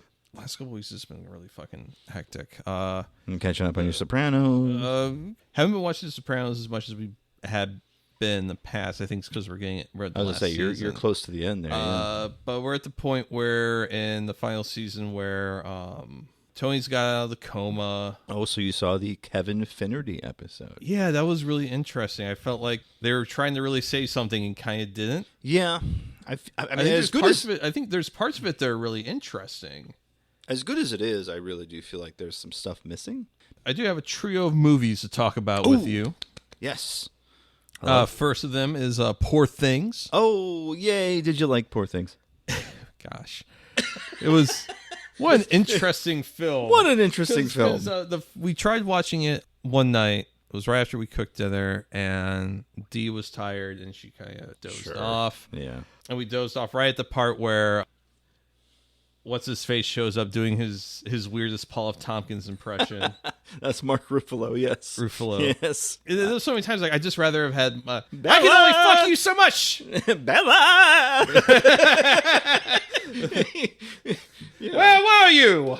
You were whoring yourself out. Yeah. Oh, that's so much. Where's my money? It's not. I love Paul F. Tompkins. I've met him before. He's a really great guy. Oh, he's incredibly fantastic. funny. The term king hat forever burned in my head. Oh man, yeah. One of the funniest sets I've ever seen from a guy I don't think sets up like heavy punchlines. Just really is just the absurdity of life and people he's known. But yes, but Mark Ruffalo doing his Paul F. Tompkins.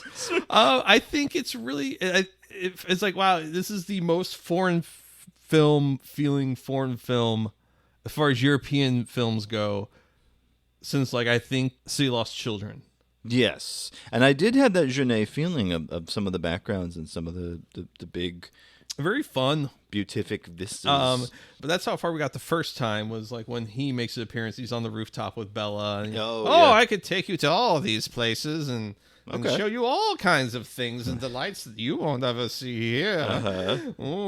It's mostly going to be my dick, though. But Dee was like, I'm tired and like we should try this another time.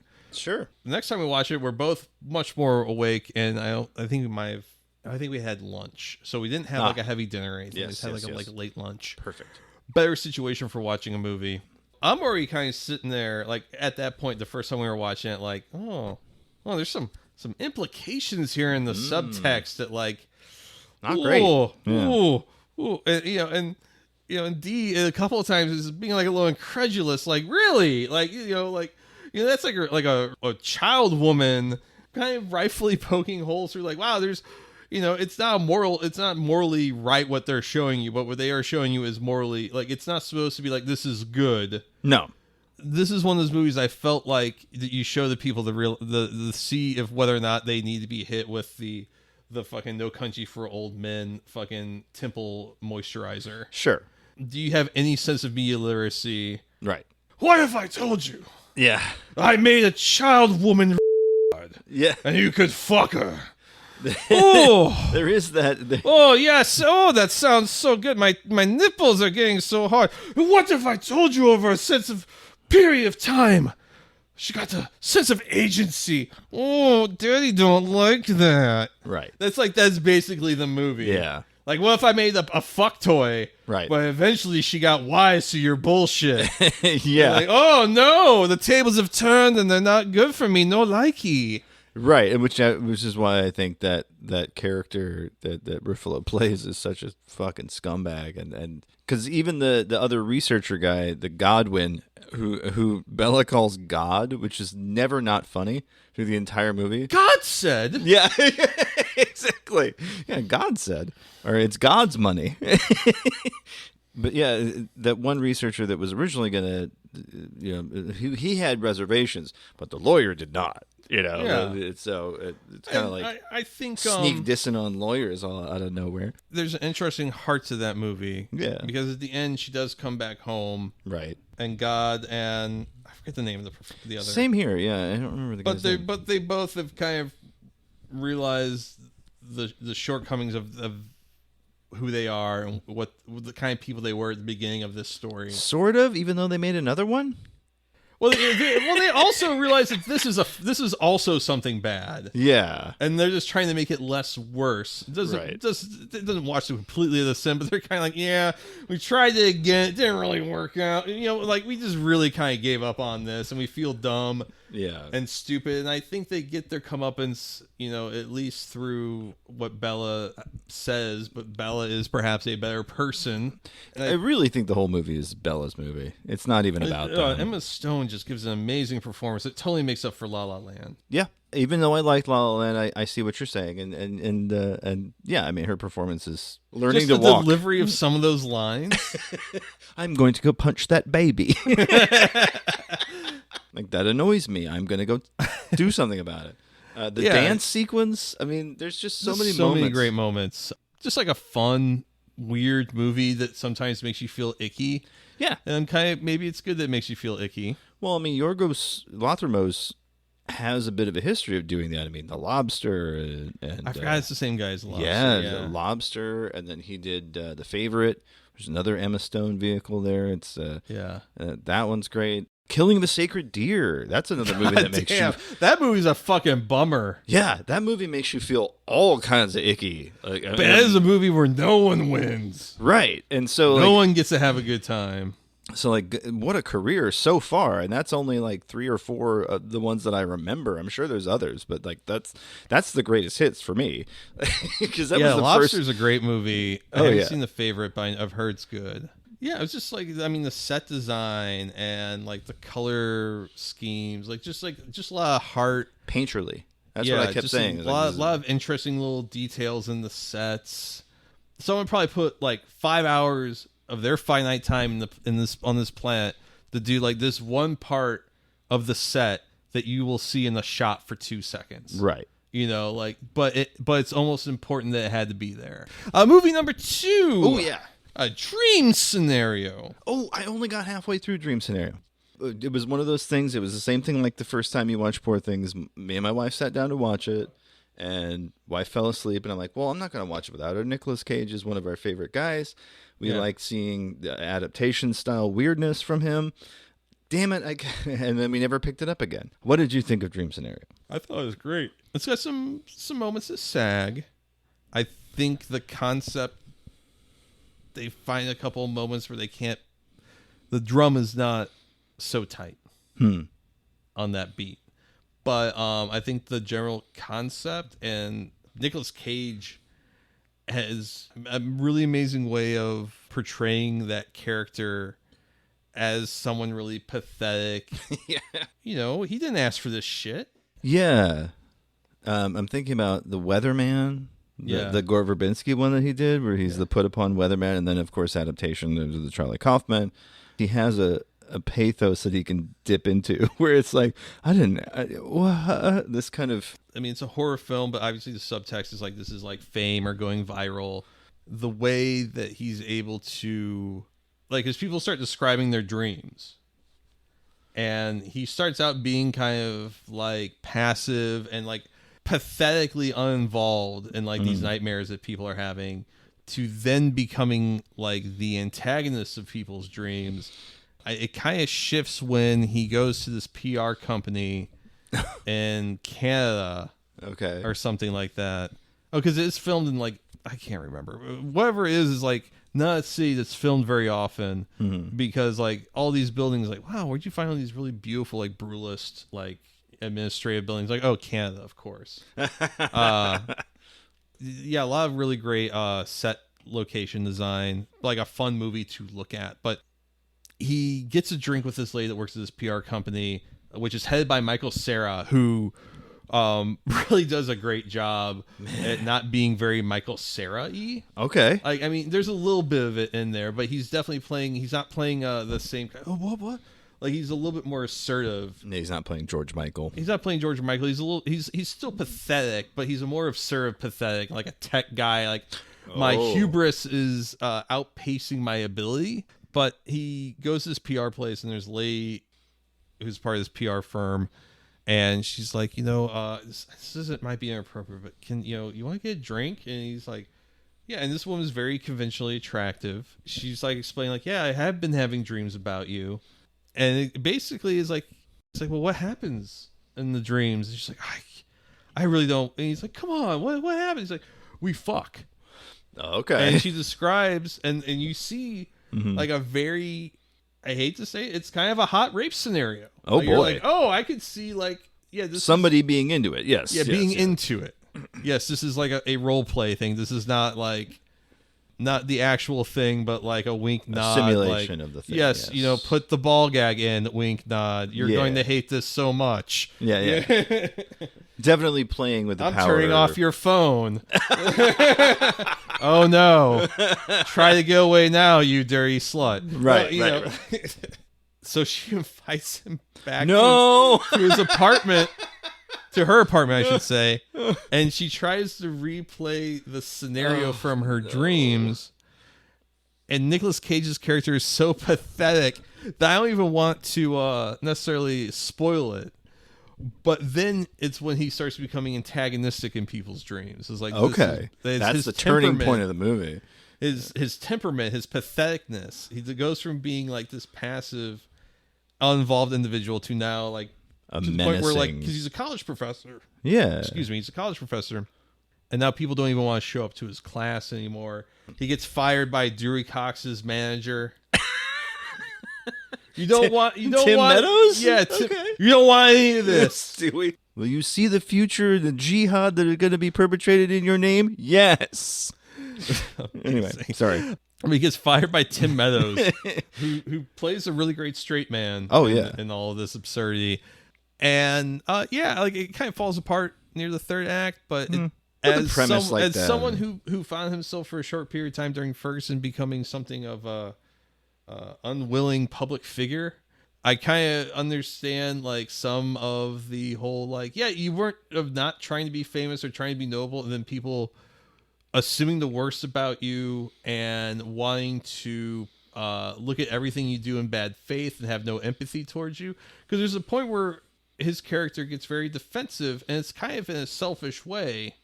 And he makes like this video, goes on the internet, and it's really self-serving, but it's like, well, you kind of have no point but to be selfishly self-defensive. Right.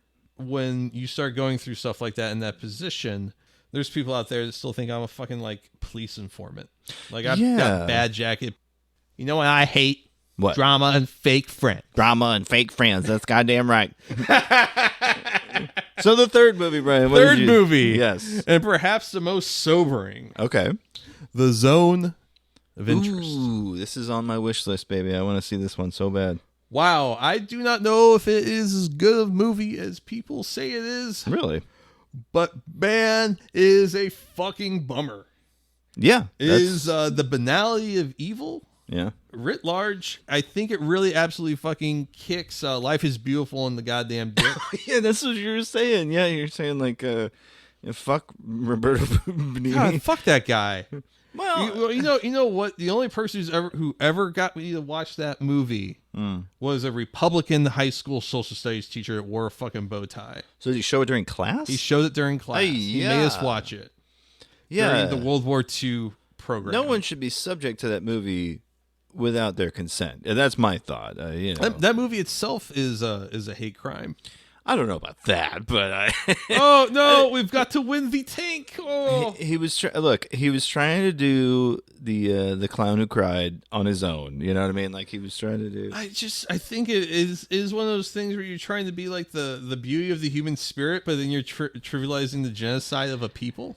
Looking back on it, it was not great, but it was coming on the heels of Schindler's List, and it's like, well, at least this one's. The Jews had fun during the Holocaust. All right, it's like what if they made little shadow puppets out of their feces, and they said, "Oh, it's not so bad. Oh, the genocide is terrible, and yet there's so much of it." Oh, I enjoyed it when I was younger, but again, I was younger and probably a little less media literate, and so if I watched it now, I'd probably be like, "Wow, this is a saccharine piece of shit." But I remember even being like 14 or 15.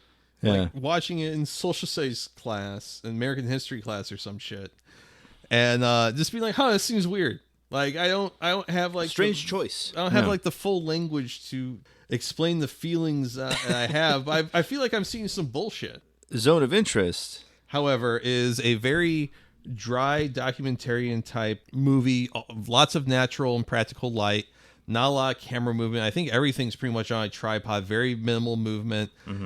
Even some shots, some frames are reused for different moments in the story. So there's certain moments like in front of the house. Yeah.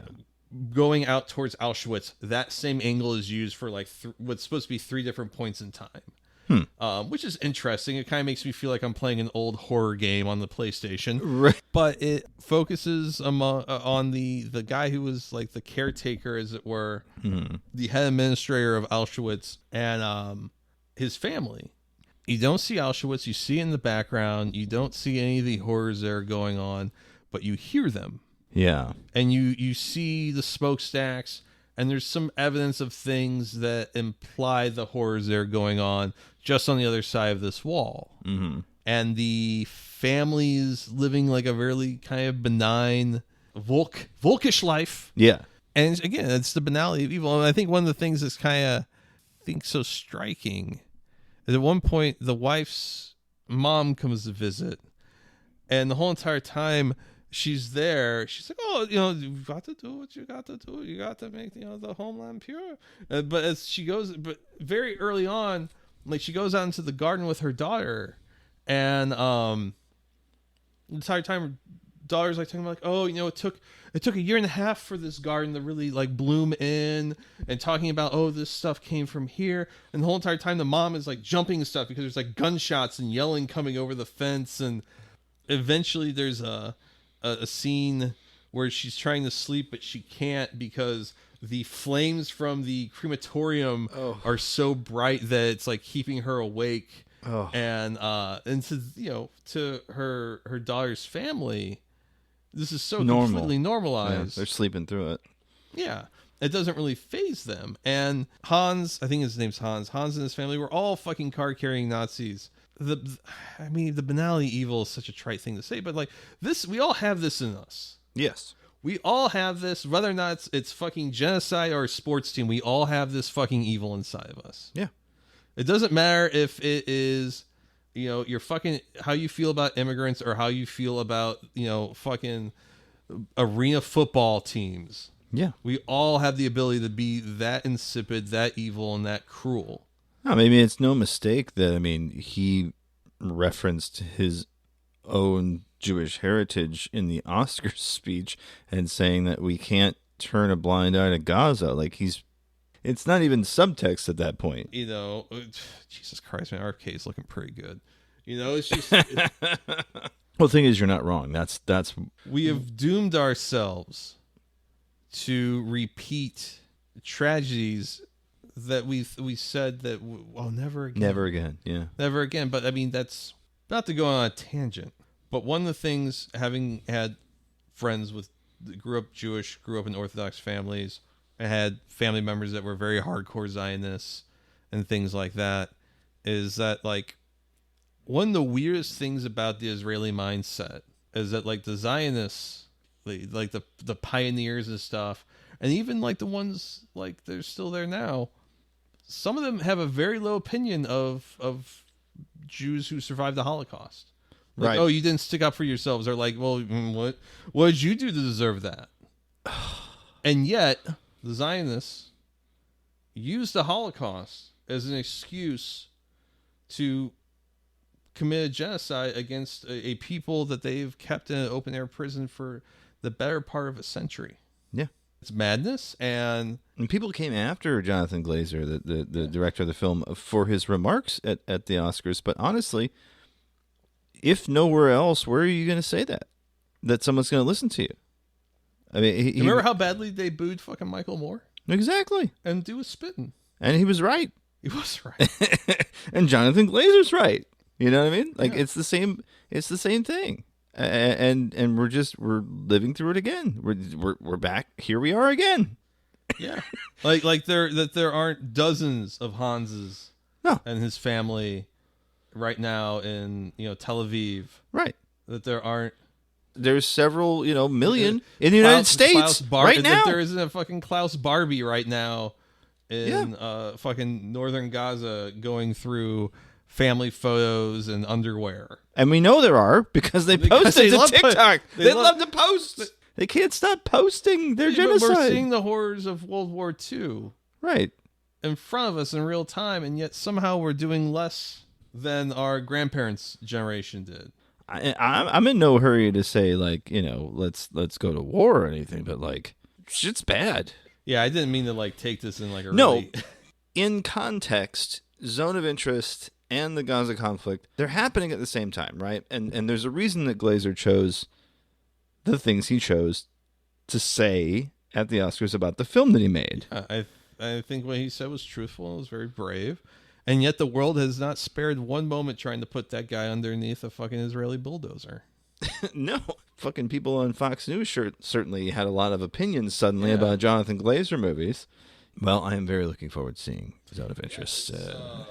From what I understand, is a stunning piece of work. I think that was the phrase. Again, I don't know if it's... I think it's one of those things that got a little too overhyped for its own good. But I mean...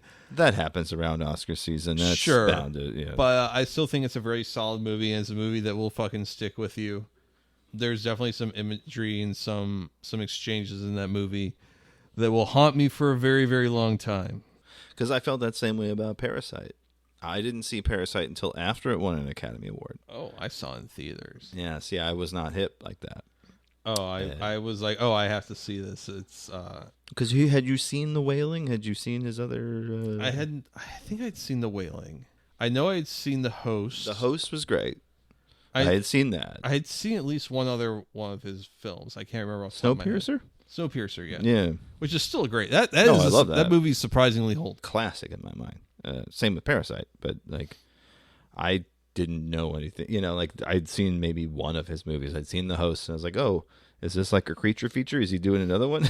Yeah. Because I mean, some guys they pick a genre and they stick with it. Yeah. Some people do creature features, and that's fine. And then I read all this stuff about it, like, oh, it's about the haves and the have-nots, and the feeders and the eaters. Okay, all right. Parasite about the underclass. it's about how we're parasites off each other. Yeah. Even from different social class, different strata. It's also, there's a metaphor of colonialism in there. Oh yeah. That I haven't extrapolated too much on my own, but my brother is a big fan of that theory. No, it makes sense. The whole basement dwelling guy. Yeah, I was going to say also like the Sons. Thing with like cowboys and Indians, but the part that movie that really sticks with me is at the birthday party, where the father is being told by his boss, like, you know, just fucking do it. I'm paying you. I don't care if you don't want to do it. You find it silly or debasing. Like, I am paying you. And I've worked for so many fucking motherfuckers. That was their only argument for something stupid. Right. Yeah, the one that sticks with me is in the car ride. Mr. Park, his family has had their entire life destroyed by this like flash flood because of the rain. And the rich wife in the back is saying, oh, the rain has just made it so beautiful around here. And his face, the mask is slipping. He's not having it. And he's trying not to fuck this up because this is a cherry job. But it's like, are you fucking kidding me? My house is flooded. What the fuck do you mean the rain was so good for us? Who do you mean by us? You know, like there's this, and it's all acting. Like none of it's dialogue. All you hear is her conversation, one half of the conversation on the cell phone, but it's all in his face. He was in The Host too. He's been a lot great. Everything he's in, he's fucking killed it. But anyway, and pretty much everyone who's in that movie, if you go and check out like their IMDb, even the stuff that never left Korea, all of it's pretty fucking solid. Isn't he also in The Wailing? The dad? Or am I thinking Memories of a Murder? I mean, The Wailing was fucking amazing, but that is... Yeah, I was wrong. I was thinking about The Wailing, but it's Memories of a Murder. Okay, because like The Wailing is very good, but I'm like that's not Bong Joon-ho. Yeah. The father in that movie, Kwok Do-won, is very good at playing a similar kind of foolish man. Yes, I think maybe that's an archetype. Oh, and, yeah. And like that type of like bumbling shithead father. He's been a bit of typecast. Yeah. And that's fine. I mean, if you do it well, you do it well. Sure. It's people like Nicolas Cage in Dream Scenario. He's played that character before, this kind of weird repressed guy who's in over his head, like in Adaptation or any other like action movie that Nicolas Cage has had. He's been in so many fucking movies. I can't remember them all, but There's some stuff that he I don't know does. why this conversation had me thinking of Sean King if he were black and Chinese. Well, that's an image that's gonna stick with me for a while. On that note, I think it's about time to wrap up the show, don't you, Brian? Before we get more brain damage than we already are. Yeah. We should send Sean King's photo to that guy who does that and be like, "Hey, what about this guy?" Didn't he just recently he converted to Islam, started grifting, and then got disinvited from like one of the traditional like Ramadan. The iftar. They said you can't come to iftar. Martin Luther Cream. Oh no! The weirdest fucking thing, he still follows me on Twitter. That's amazing. And I have just straight up said, I have like gone small tangents about Sean King's bullshit. He's like, and we'll always end the tangent with like, I can't believe this motherfucker still follows me. And nothing. He's still okay. Yeah, but I don't ever want to like soft block because the cred, you know, it's like I have a shit posting account that I don't ever use, but I'll never get rid of it because Tree Bro follows it. Exactly. Well, that about does it for the program. My name is Jason. This is Brian. Brian, where can they find you on the old internet? Gosh. Otoboki Beaver and the Blonde Redhead pieces are finally up on the Arts STL. I think the Blonde Redhead piece is pretty good. I think the Otoboki Beaver piece might have broke my brain a little bit because I just realized like, oh, with like long COVID and all this shit going on in my life, I don't really have the spoons to write at a good pace. And I think there was a lot of stuff in the Otoboki Beaver piece that I didn't really get to extrapolate as much as I wanted to, and I feel like I kind of left some hanging thoughts. I don't know. Did you read it? I did. Yeah. What did you think? I enjoyed it. Yeah. You want to say something? You want to kiss my ass some more? Sure. I think there was a couple of lines, especially when you were talking about the guys. The guys in St. Louis who went on to work for defense contractors. Oh, yeah. That's a little specific. Yeah, there's a couple guys like that. Well, I think the line might have been, because I was talking about the local opener, Bruiser Queen, who I commented, 10 years ago, there would have been a dozen bands knowing the fuck out of the promoter to try to get on this show. But those guys either decided to take up drinking stag as a full-time job, or they graduated from WashU and decided to get their dream job at a defense contractor. Come on, how can you not see that that's a good line? So yeah, the piece is great. Don't discount yourself. Honestly, with that lineup that you described, Bruiser Queen's the only sane choice to make. I mean, 10 years ago, you could have had like the Brain Stems or currently currently, yeah, that's it. With the talent pool you have available. I mean, I've been told that there are bands that have played Del Mar Hall and the Pageant and other rooms that have asked promoters for local openers, and there's just fucking no one because it's just rich kids that want to do noise sets at Sinkhole. Yeah. That stuff's over at the Arts STL, the last good and basically the only media website left in St. Louis, theartsstl.com. If you want to check out my photography portfolio, it's assholemusicphotographer.com. If you want to check out some photos and words, it's musicphotographer.com. Hopefully I'll have the fucking Maddie Diaz piece up soon. Boy, she's been getting a lot of good press with her new record, Weird Faith. She's been getting a lot of really great press with her new record, Weird Faith. She put on a great little show. I got some okay photos. Yeah, if you get a chance to see her live, please do it. Because even if it's not your kind of music, I think I said on a previous episode, like, this is the shit that's going to have you fucking goddamn crying like your dog just got hit by a car. And it's just a girl with her guitar. Sometimes you need it. It's the most powerful thing in the world. You say a nuclear bomb is the most powerful thing in the world. Well, a woman with curly hair and an old Harmony arch top. Whew. Oh God! Yeah, I'll make anyone back down from the button. Anyways, Jason. Hey there.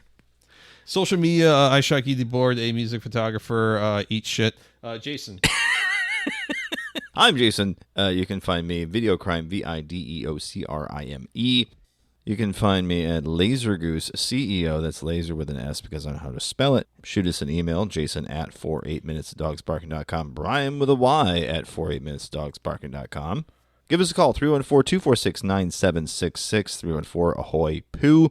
Support the show on Patreon, patreon.com/for 8 minutes of dogs. Dogs. It's 4 minutes of dogs. Can't believe Vio's a fanook. Yeah, with the dogs. Enough with the fucking dogs already. With that out of the way, as we always say at this time, namaste, good luck.